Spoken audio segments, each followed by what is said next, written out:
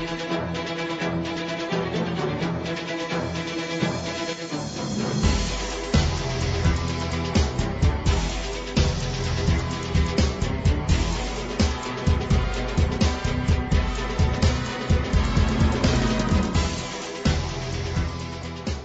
to the NFL Show on the Grueling Truth Sports Network. The NFL Show is brought to you by BetNow.eu for a 100% cashback bonus until September the 16th.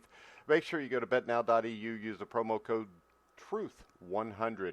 You can also go to thegruelingtruth.com, click on the banner top of the page, and use the promo code TRUTH100. So, Anthony, I think what we've established so far today is you could use the promo code TRUTH100 if you want to bet on NFL football games. I'm Mike Goodpaster, and I'd like to welcome to the show Anthony Cervino from the FF Faceoff, otherwise known as the real NFL guru on Twitter. How you doing, Anthony? I'm doing great, Mike. How are you?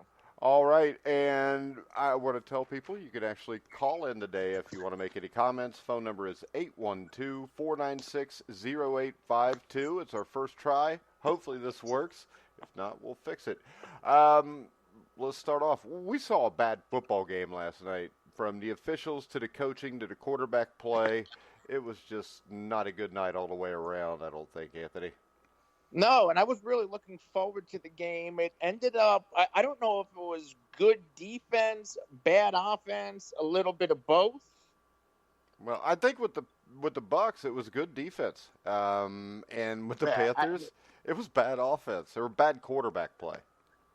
And that's what really stuck out to me. Is the defense of the Tampa Bay Buccaneers. They were atrocious last year, and I'm a fantasy football guy, and Tampa Bay is one of those defenses that you always start your guys. You always start, even number 2 and number 3 guys against them because they were so terrible. But Troy Aikman said it a lot on the broadcast last night. They're a young defense. They're now coming to their second, sometimes with some players, third year together. Todd Bowles was a tremendous addition for Bruce Arians on his staff, and this defense really does look good. Yeah, and the guy that really stood out to me last night was linebacker Shaq Barrett, who had 3 tackles, but he had 3 sacks. And I think him, Vita Vea, this was a defense. The front 7 really dominated this game last night, and I don't know if it says more about them or the Carolina Panthers offensive line, which has been an issue for a few years now. I'd like to think that, Vita Vea and Dominic Sue are going to wreak havoc on a lot of teams they play. But the Carolina Panthers offensive line, their left tackle, he needed help all night. Towards the end of the game, they put Greg Olsen, the chip, out there. But that's going to be an issue all season long. Cam Newton also, you bring up Cam Newton and how he's playing. He only ran the ball twice, 0 yards, I believe. He is a lot better when he's mobile. So we said it off air. You said it off air. Cam Newton could be dealing with a shoulder and possibly even a lower body injury or multiple injuries right now. Well, see, I don't think it's a lower body injury. I just think it's the fact that he doesn't use his lower body, which has led to the shoulder issues. And you see it last night. He was 25 for 51 for 333 yards, no touchdowns, no interceptions. But the thing that really stands out to me, out of the 25 completions, probably 10 of them or half of them were thrown behind the receivers, and the receivers had to reach back one-handed or slow the route down and make the catch. And he makes it really hard for anybody to get any yards after the catch when he's not an accurate quarterback. Listen, I talked about Curtis Samuel a lot yesterday. He had probably one of the better games for the Carolina Panthers, and there were a couple plays where he was running over the middle. He has elite speed to where if Cam Newton hit him in stride, it was an 80-yard touchdown. Yeah, but Cam can't do that, and he was never great at it before, but he was a hell of a lot better than he is now. And I still question that. Greg Olsen, 6 catches, 110 yards. DJ Moore had a solid game, 9 for 89. But the thing that really stood out here, Christian McCaffrey, 16 carries, 37 yards, 2 catches for 16 yards. The Carolina Panthers aren't going to win too many games with Christian McCaffrey, 18 touches and 70 yards or 53 yards.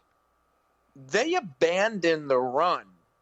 And here you go, Cam. You have to go out and win this game. And he had opportunities, and Cam didn't come through. Yeah, and when you look at the last play call on the 4th and 1, do you think it's a good play or a bad play? I wasn't a fan of the play call. Well, I think this. I will give them this. I think they put the ball in the best player's hand, and it took a great play by the Buccaneers defense. And the thing that stood out to me was, the backside, the defensive end contained. They stopped anything that could have been a sweep there. And then when McCafferty comes out, linebacker scrapes, makes the play. I think it was more of a great play, but it also brings into concern. In the past, I think we'd have saw Cam Newton under center and just quarterback sneak it and get the guard. I think they need to let Cam Newton run. They need to let Cam Newton play Cam Newton football. Well, do you think maybe they know more than we do and maybe he can't? Then you said it yesterday, then you got to shut him down. Yeah, I mean, he should be. I mean, he's got a shoulder issue. When you watch Cam Newton throw the ball, he almost never steps into a throw. What he does is he kind of leans back. He's throwing off his back foot all the time, and he's got a huge arm, and that'll work when that shoulder's healthy. So that tells me the shoulder's not healthy. If you look at the offensive side for the Buccaneers, Jameis Winston, I think, played really well. 16 for 25, 208 yards, 1 touchdown. Most importantly, no interceptions, Anthony. Well, that's the key to the game, and the key to Jameis Winston, and the key for the Tampa Bay Buccaneers winning football games is protecting Jameis Winston. I believe I saw a stat that Jameis Winston has thrown the most interceptions in the time period since he's been in the league, and he usually throws a lot of passes. He only threw it 25 times yesterday. They committed to the run with Peyton Barber, and Peyton Barber's not the sexiest running back. But he is at least reliable. He can get the job done. 23 carries on his part. Jameis Winston only 25 passes, no turnovers, and 1 touchdown pass. If the Tampa Bay Buccaneers defense can keep playing the way they are, I think Tampa Bay can pull together some wins if you protect Jameis Winston. Yeah, and I think Winston managed the game well. And you look at his receivers. They pay all the money for Mike Evans, but last night the star was Chris Goodwin.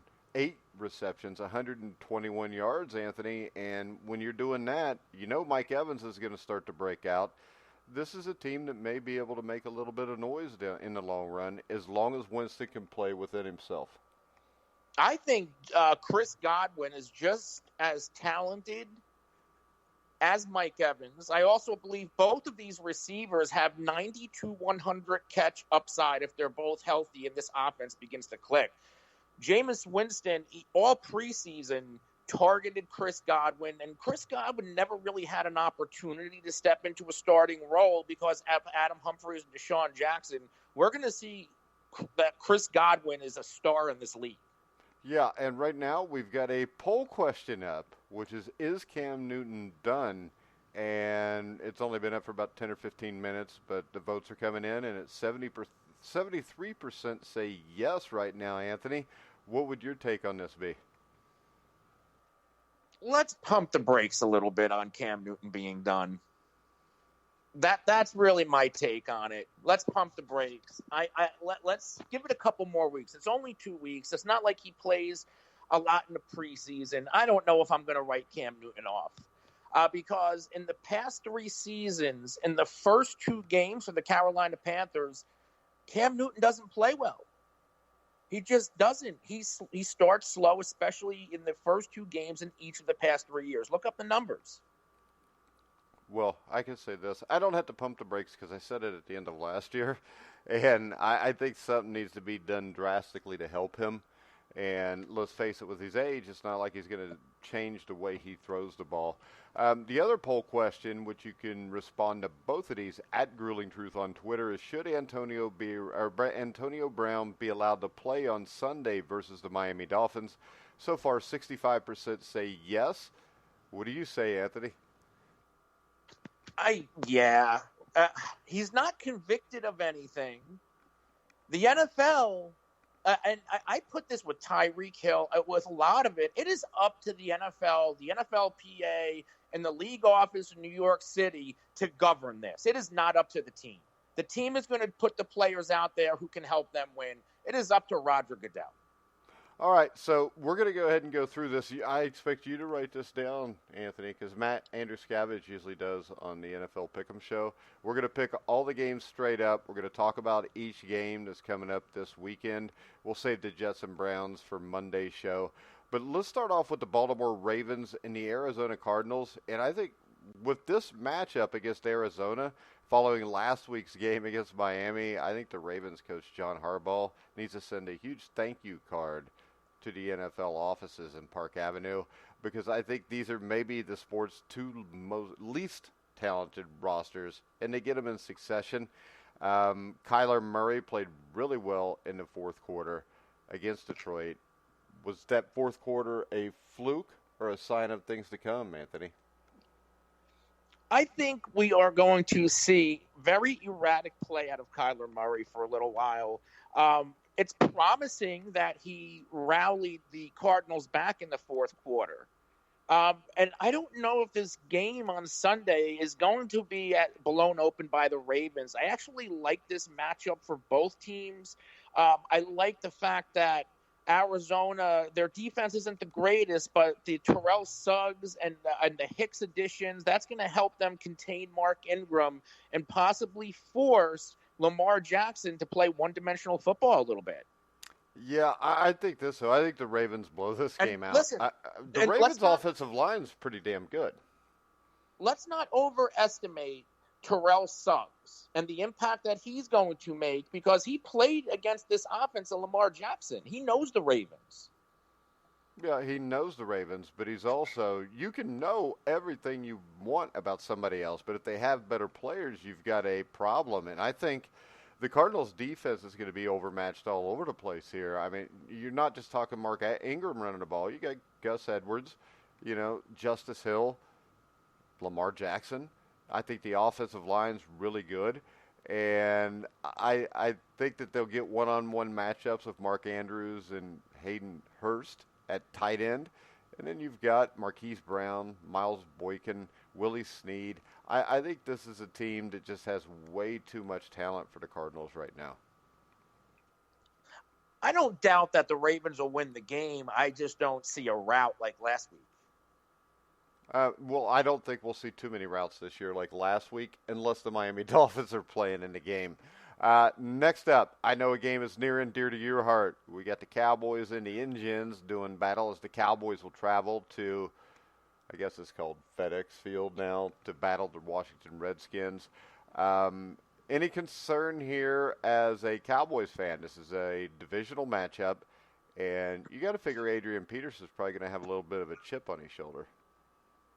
Yeah, and Adrian Peterson played well in the first matchup last season, over 100 yards rushing, struggled in the second one. But the player that I like for Washington, who's going to have to make a difference, is Chris Thompson. Chris Thompson's always banged up, always missing time, but when he's in the game, he's a very dynamic pass-catching running back.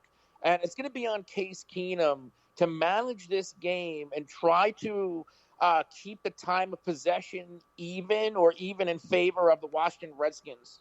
He can't turn the ball over. Yeah, and I would think also with this, I think this Cowboys offense will get better as the season goes on, because I guarantee you Kellen Moore hasn't rolled out, even half of what he can do with this offense. I think the Cowboys win this game by double digits, Anthony. Yeah, and we haven't even seen Ezekiel Elliott get going yet. This Cowboys offense is going to be a lot of fun to watch. I'm excited as a Cowboy fan. Yeah. I like Michael Gallup to have a big game this week. Yeah. With Deshaun Jackson, he torched Quentin Dunbar last week, and that's who's likely going to face Gallup, who looks like he's an emerging star in the league. Yeah. Another game that I think is really interesting is the Indianapolis Colts against the Tennessee Titans. Indianapolis, of course, maybe the refs stole a game from them last week, but they didn't get it done. Jacoby Brissett, I think, played really well against the Chargers in L.A. The Tennessee Titans are a team to me that really stood out there. As we talked about the Cowboys, but I think their new coordinator, Arthur Smith, he schemed up a way for 10.5 yards per pass attempt for Marcus Mariota.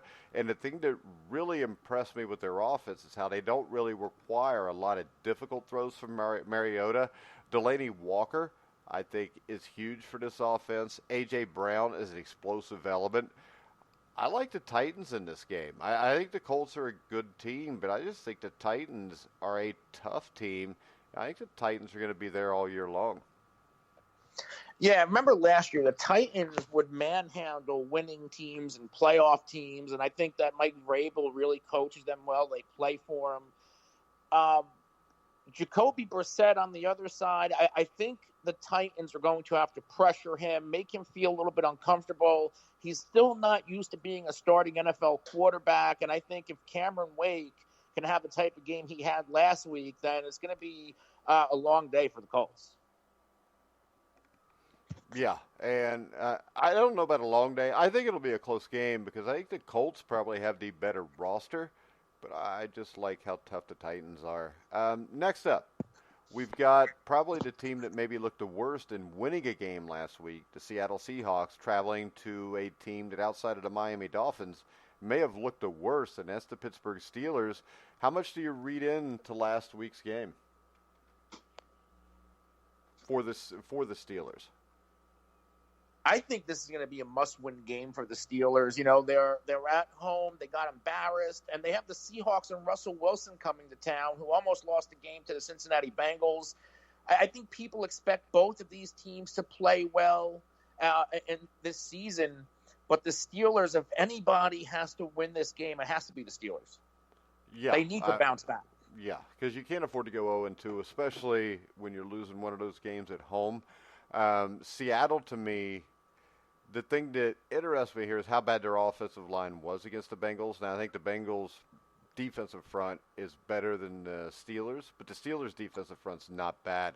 The Seahawks' offensive coordinator, Brian Schottenheimer, was out coached last week by a first-time defensive coordinator for the Bengals. And I don't know. I would like to pick Seattle because Pittsburgh looks so bad. I'm going to go with Seattle just because they've got Russell Wilson. I think I'm going to go on the Seattle end, too.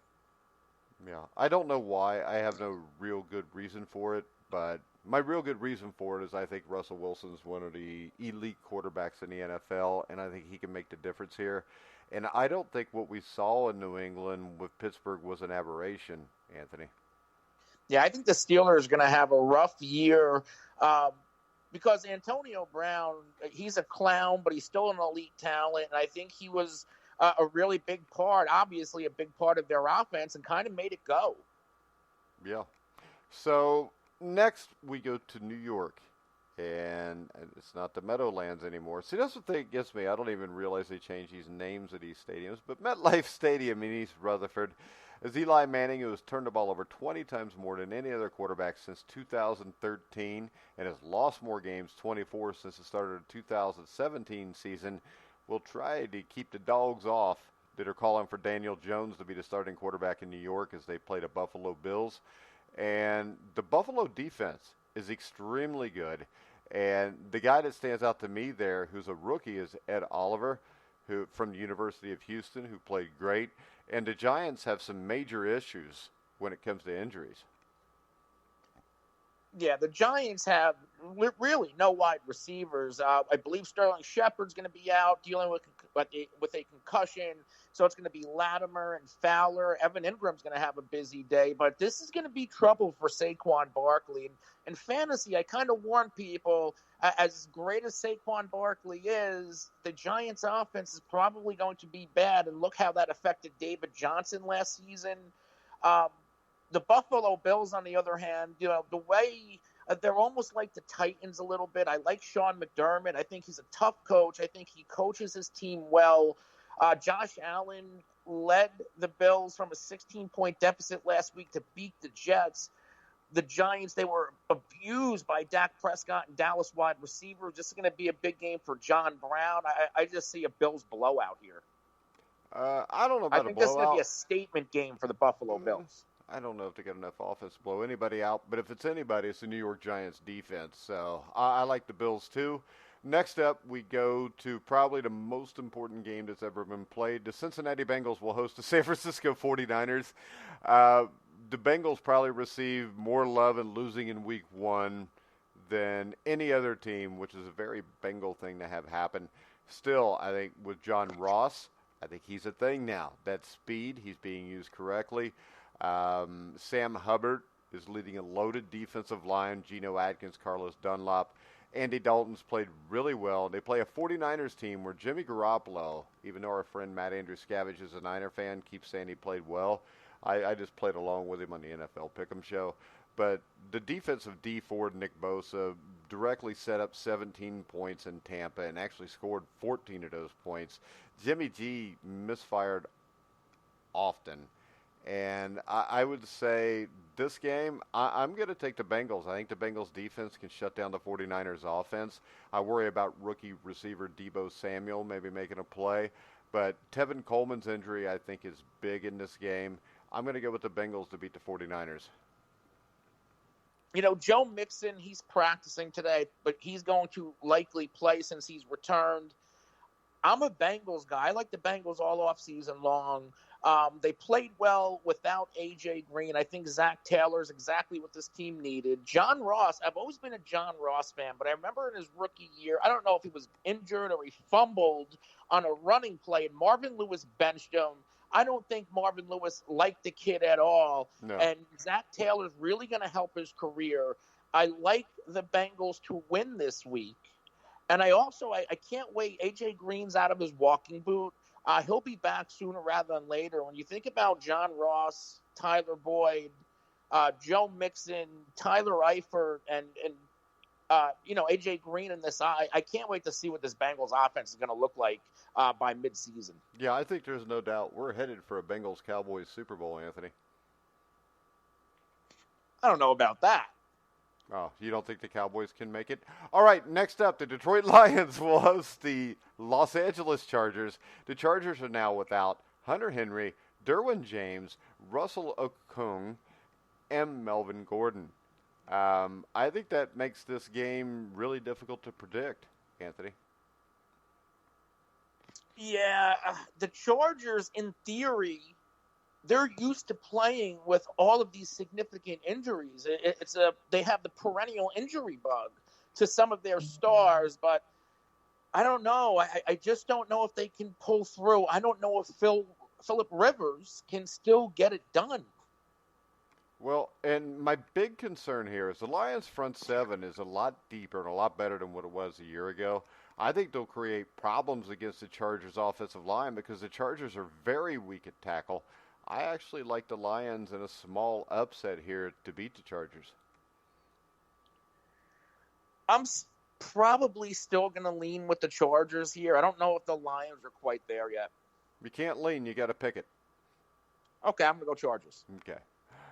Next up, the Green Bay Packers will battle the Minnesota Vikings. Both of these teams were extremely impressive, especially on the defensive side of the ball. And Dalvin Cook, I think, adds something to Minnesota that they haven't had the last few years if he can stay healthy. What do you think, Anthony? Can Minnesota go to Lambeau and beat the Packers? I'm buying into the Packers a lot this year. I like what Dalvin Cook does when he's healthy and on the field. I think it helps Kirk Cousins out a lot. You know, he's another one who didn't throw a lot of passes, and that offense looked really good. But I think Aaron Rodgers is going to be too much. He's only going to get better and better in Matt LaFleur's offense until there's an explosion of offense. And with the way the Packers defense is playing, they're going to be a tough team to beat. Well, I think the Vikings will be too. And I think the thing that stood out to me is what made the Vikings look better was three guys that were on the team last year: Dalvin Cook, Anthony Harris, who plays safety, quarterback Xavier Rhodes. I think the Minnesota Vikings have a better defense. I think they have a better running game. I like the Vikings to pull the upset in Lambeau. No, I'm going Green Bay here. Well, good, because you can be wrong and I'll be right. Or the other way around, and we'll act like it never happened. Next up, the Houston Texans will play the Jacksonville Jaguars. And I think the question here is, Gardner Minshew, first start, it's on the road. It's against the Houston Texans, and the Texans can play a little. I think they're a team that could, possibly win that division. I think it's going to be between them and Tennessee. How much of a shot does Jacksonville have here? It's all up to Leonard Fournette to control the game, to get it to establish a running game, keep the ball out of Deshaun Watson's hand, and also protect the young quarterback. I'm not bailing on the Jaguars, but they have to play better defense than they did against the Kansas City Chiefs, and it's not going to be easy against Deshaun Watson, DeAndre Hopkins, Will Fuller, and all the other weapons they have in Houston. Yeah, so you're taking the Texans? Yeah, I'm going to still go with the Texans here, but I do think the Jaguars are going to pull it together. I do too. I think the Jaguars are going to give them trouble because I think, defensive coordinator Todd Wash over the last few years has really, especially the last 3 games, held Watson in check. I think this will be a closer game than people think, but I'm going with the Houston Texans also. Next up, we've got the New England Patriots and the Miami Dolphins. The Patriots have lost 5 of their last 6 games in Miami. So last year, Mike Vrabel and Matt Patricia beat Bill Belichick. Can Brian Flores beat Bill Belichick? Maybe in Madden. Yeah, he probably could in Madden. Flores is a young guy. He's probably played Madden before. I don't think Belichick probably plays Madden. I just don't see any way the New England Patriots lose this game. It's a 20-point spread? Who knows what that's going to be? I'm going to go New England here, and I actually think the Patriots have a shot to cover.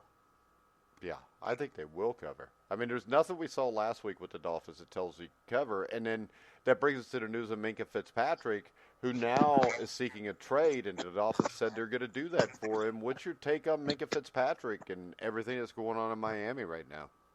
I don't think Minkah Fitzpatrick is the only one.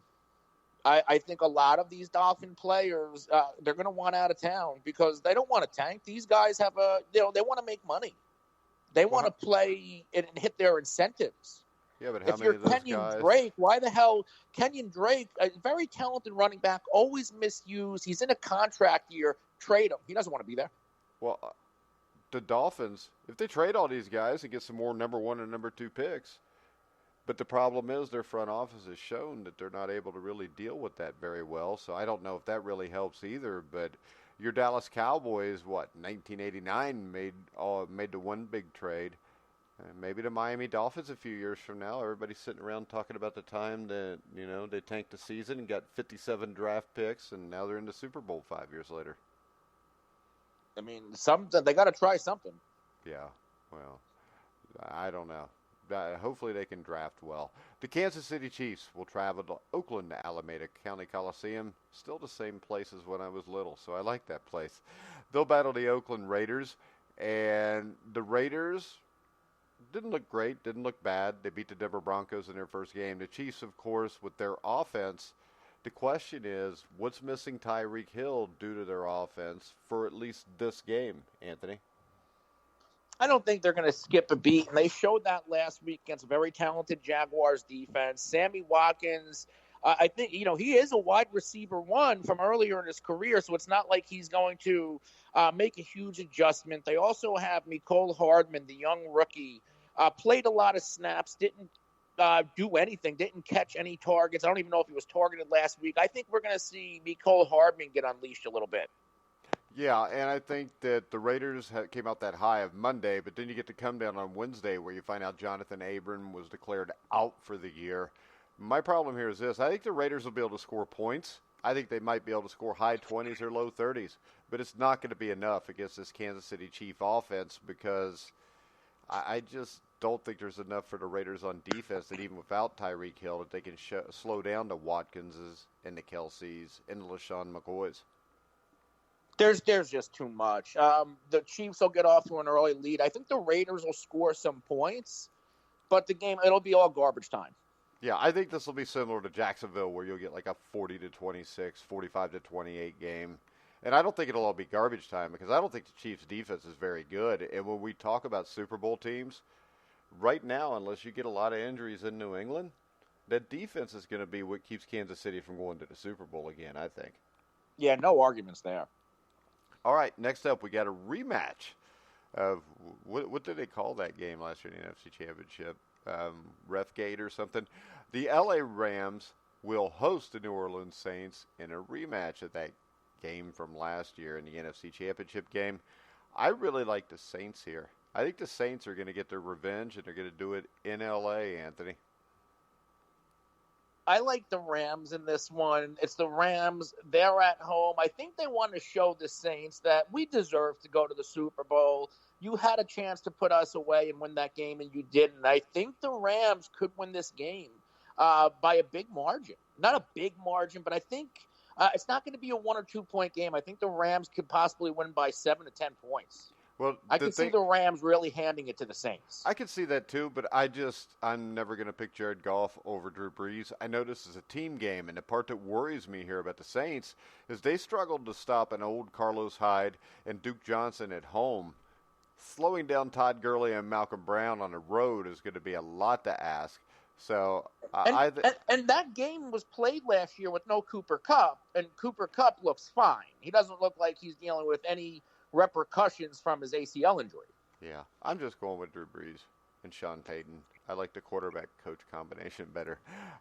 Next up, a game that could be really ugly. The Denver Broncos will host the Chicago Bears. The Bears' offense was putrid with Mitch Trubisky in Game 1. The Broncos' offense wasn't a whole hell of a lot better. What do you think here? Can Vic Fangio get his first win? I think it's going to be a close game. I think it's going to be an ugly game. If the Bears have a shot, you got to get the ball into David Montgomery's hands. That's the player you wanted. You drafted him. Now you have to commit to him. We saw Josh Jacobs go for about 80 yards and 2 touchdowns last week against the Denver Broncos. The Broncos couldn't get a pass rush going against Derek Carr. I think the Broncos actually, it's a get-right game for their defense. I think Fangio gets to Mitchell Trubisky enough to pull this game out. But I think it's going to be a low-scoring, ugly football game. Yeah, I think the Broncos win this game, too. Remember, Vic Fangio was the defensive coordinator in Chicago last year. I guarantee you he's got more insight on beating Mitch Trubisky than anybody else. And it seems to me that Matt Nagy needs to scheme wide-open receivers for Trubisky to be successful. I don't see that happening in this game. I think the Broncos beat the Bears in Denver. Next up, Sunday Night Football, and this is an extremely interesting matchup to me. We get the Philadelphia Eagles against the Atlanta Falcons in Atlanta. Well, we know Atlanta starts off the season slow a lot. What do you think here? It's going to be, the last 3 games have been relatively low scoring and close, but they were all in Philadelphia. I think it's going to be a different ball game. It's in Atlanta. Matt Ryan is very, very good at home. I think there's going to be a little bit more points. I kind of like Atlanta here. All right. Give me Philadelphia. I like Philadelphia by a lot. I just think that it's cliche to say that teams win up front, but it's also correct. And the Eagles have a gigantic, mammoth offensive line. Atlanta has erratic edge pass rushers. And I think it's getting repetitive over the last couple of years to mention that the Falcons still, no matter how much they try, haven't solved their offensive line issues, especially now that they lose Chris Lindstrom to injury. I think that the Eagles will run the ball over them. I think they throw the ball over them. Matt Ryan will be able to score some points, but I think you get like a 37-20 or 37-24 game. I just think the Eagles up front on both sides of the balls are a lot better than Atlanta. I'm worried about Philadelphia's secondary. If Case Keenum was able to pick them apart like that, Matt Ryan, Calvin Ridley, Julio Jones, I like Atlanta in an upset. And I was going back and forth on this game all week, and I kind of like the Falcons. Yeah, but I just don't see how the offensive line is going to do anything. And really, after the first 24, 25 minutes, the Eagles did pretty much dominate that game against the Redskins. I mean, it's also the Redskins. Yeah, it's also the Redskins, which is not good unless Joe Gibbs is coaching them. Anything else we want to discuss, Anthony? No, we got through all the games. Yeah, that was quick. What do we do now? But I do want to remind everybody to check out everything on thegruelingtruth.com, including the fantasy football show, FF Face Off, with Anthony and Mike Hoff.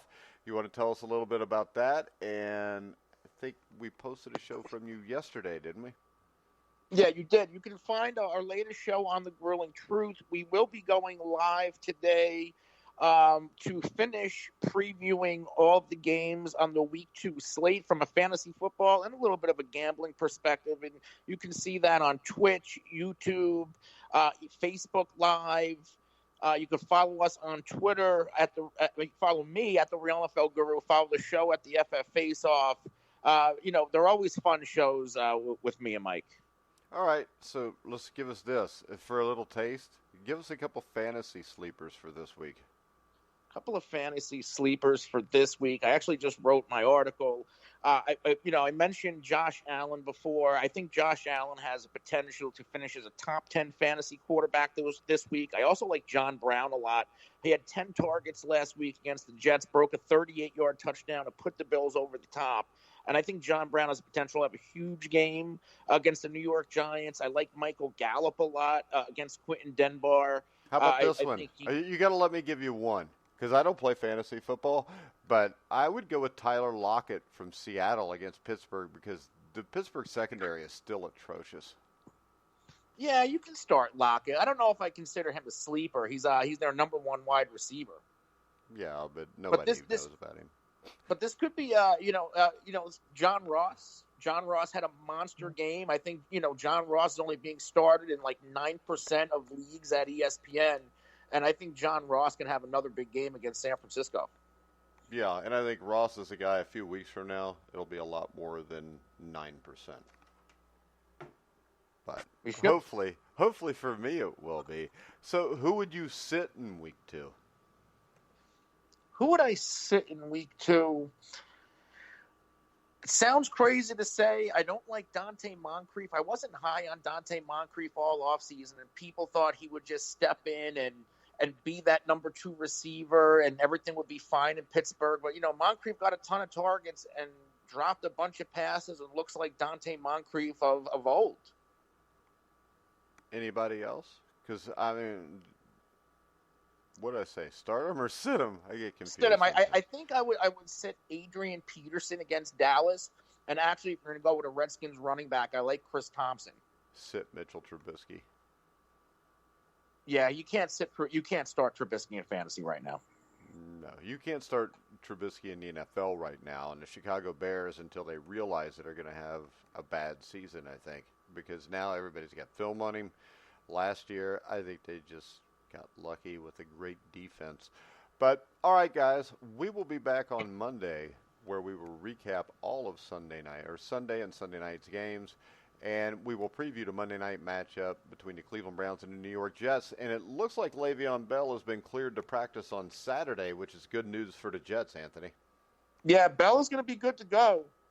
So they're averting disaster on that part. But, Sam Darnold, a little piece of news on him that he is not a candidate for injured reserve. So he should be back relatively soon. Yeah, probably a couple weeks. And I think they've got a bye coming up soon, which I think Adam Gase alluded to in his press conference. So if they could tread water, but this is what really hurts, that they blew that Buffalo game now with the 16-0 lead, because you would have a little bit of a cushion, but now you risk losing a home game that you had a really good chance to win. They could have been 2-0 instead. They could be looking at 0-2 in both of those games being home games. Yeah, and then you have the Buffalo Bills in a really good position to start 0-2. Yeah. But instead, the Buffalo Bills are in a really good position to be 2-0, and those are two teams that, like I said, at the start of the year, that's what I meant, 2-0. Yeah, I thought one of the two would be a surprise wild card. I still do. I would favor the Bills Buffalo now because they're up a game. I picked Buffalo in the preseason to be a wild card team. All right, Anthony. Did you tell everybody where they can follow you on Twitter? Yes, I did, but I'll say it again, at The Real NFL Guru, and follow the show at the FF Face Off. And you can follow The Grueling Truth at Grueling Truth. Make sure you go to betnow.eu. You can get a 100% cash back bonus till September the 16th by using the promo code TRUTH100. Go to thegruelingtruth.com, and you can find our shows over the last few days, which included a college football weekly pick'em show, which was posted this morning, an NFL weekly pick'em show, which was posted yesterday. You'll find all kind of preview articles on a bunch of college games coming up this weekend. And tomorrow, you'll be able to go on there and find a bunch of previews for like the Dallas Cowboys against the Washington Redskins, and that will run through Sunday morning where we'll put up different game previews. So make sure you check us out there, and make sure when you go on The Grueling Truth and the little thing pops up asking if you want to subscribe and get email alerts, make sure you hit us up there also. You can hear all of our shows on iHeartRadio, iTunes, TuneIn, Spreaker, Stitcher, Spotify. Wherever you find sports podcasts, you'll find The Grueling Truth. So for Anthony Cervino, I'm Mike Goodpaster. You've been listening to The Grueling Truth, where the legends speak.